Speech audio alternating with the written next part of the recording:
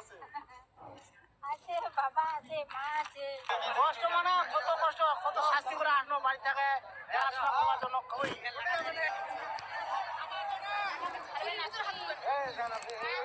আমাকে ছাড়বেন আপনি? ছাড়বেন? আমার চাচাকে দেখতে যাবো।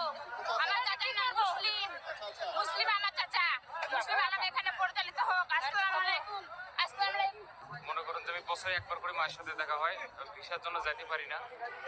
আজকে দেখার জন্য আসলাম, কিন্তু দেখতে পারলাম না, খুব আফসোস মনে হচ্ছে। প্রতিবারে আমরা আসি, মোটামুটি যোগাযোগ প্রতিবারই হয়, আমাদের কাপড় চোপড় দেওয়ার সবকিছুই হয়। কিন্তু এবার ভাগ্য খারাপ আমাদের, কারণ আমাদের তো পাসপোর্ট করার মতো সামর্থ্য নাই। এই বছরে একবার শুধু দেখা হয়।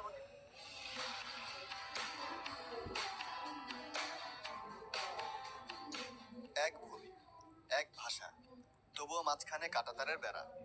দুদেশের নাগরিকেরই চোখে জল, অন্তরে আক্ষেপ, কারণ কাঁটাতারের বেড়া আটকে দিচ্ছে একে অপরের আলিঙ্গন। 1947 সালে দেশভাগের সময় বহু মানুষকে পড়তে হয়েছে নির্মম ভাগ্যের কবলে। সংস্কৃতি, ভাষা ও রক্তের সম্পর্ক থাকা সত্ত্বেও তাদেরকে ভারত শাসিত পশ্চিম বাংলায় এবং পাকিস্তান শাসিত পূর্ব বাংলার সাথে আলাদা হতে হয়েছে। তবে ভূমিকে আলাদা করা গেলেও একে অপরের মনের টান, সম্পর্কের বাঁধনকে আজও আলাদা করা যায়নি। পাকিস্তান আমল থেকে প্রায় 60 বছর ধরে সনাতন ধর্মাবলম্বীদের কালী পূজাকে কেন্দ্র করে ভারত বাংলাদেশ সীমান্তে প্রতি বছর অনুষ্ঠিত হয় পাথরকালী মেলা। রূপে গুণে অন্য 8-10টা মেলা থেকে এ মেলার চরিত্র ভিন্ন, কেননা এখানে দেখা যায় দুই বাংলার মধ্যকার ভালোবাসার সম্মিলন। প্রতি বছর এই মেলাকে ঘিরে কারো বাবা, কারো মা কিংবা কারো ভাই বোনের সাথে আনন্দ বেদনার অশ্রু আদান প্রদানের এক অনন্য নজির দেখা যায়। এজন্য এই মেলাকে আবার ডাকা হয় কান্নাকাটির মেলা নামে।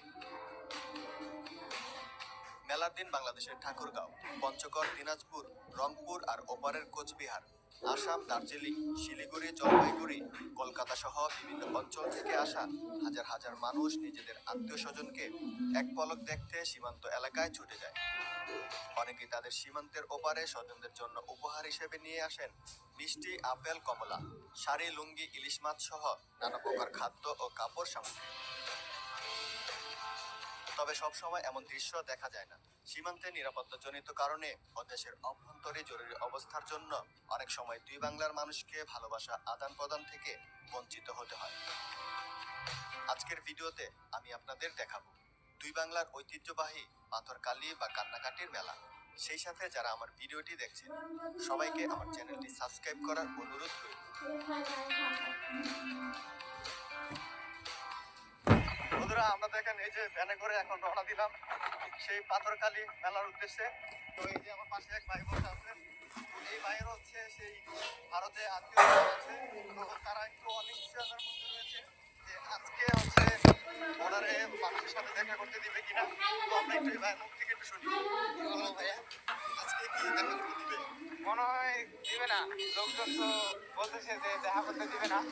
দেখা না করতে দেওয়ার কারণটা কি বলতে পারবেন? দেখা না করার কারণ বলতে পারবো না, তো ওটা তারপরেও কিন্তু মানুষ যাচ্ছে, সবাই একত্র হয়ে যাচ্ছে। ওপারে যে আত্মীয় স্বজন আছে তো তাদের সাথে একবার দেখা করা, তো আমরাও যাচ্ছি, তো চলো দেখি দেখা করতে পারি কিনা। আমার যাত্রাটা শুরু হয়েছে ঠাকুরগাঁও জেলার রানীশঙ্কর উপজেলা থেকে। বর্তমানে আমি যেখান থেকে ভ্যানে করে যাচ্ছি এটি একই উপজেলার কাঁঠালডাঙ্গি এলাকা। আমার পাশে বসা লোকটিও যাচ্ছে ওপার বাংলার স্বজনদের খোঁজে, কিন্তু দেখা না হওয়ার একটা অনিশ্চয়তা তাকে ঘিরে ধরেছে।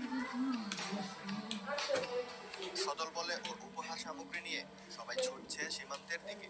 কয়েক বছর ধরে অনেকেই তাদের স্বজনদের দেখেনি, তাই পাথরকালী মেলাকে কেন্দ্র করে এক নজর দেখার তাড়না সবার মধ্যেই দেখা যাচ্ছে।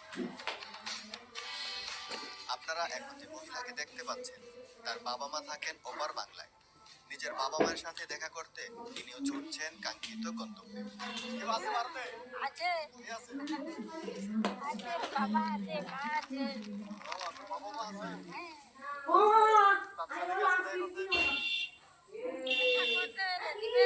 আজকে বলে স্কুলে যাবো না। খাওয়ার জিনিস আছে, খাবো আমরা।